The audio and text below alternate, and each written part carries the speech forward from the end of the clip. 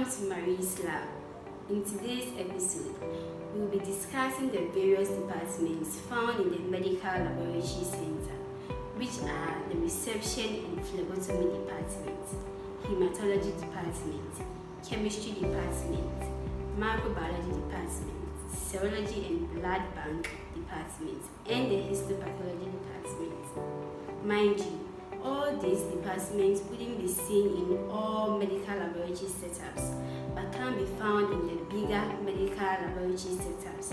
Nonetheless, the smaller facilities or the smaller medical laboratory setups may have two or more of these departments in one unit. In today's episode, we will focus more on the reception and the phlebotomy departments. Now, the reception department is the first point of call of the medical laboratory center. Why am I saying this? When the client visits the medical laboratory department, he or she visits the reception where the client's details are being entered.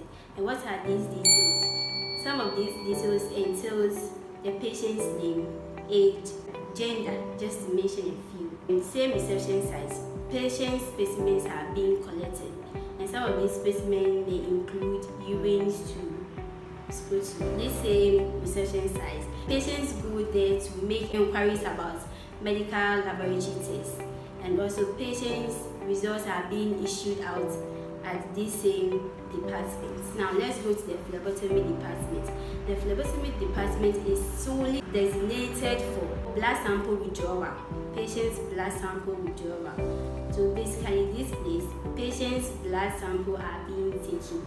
I believe we've learned something from this episode, and if you would like the next person to benefit from this channel and on this episode, kindly like, subscribe, comment and share as you make an impact.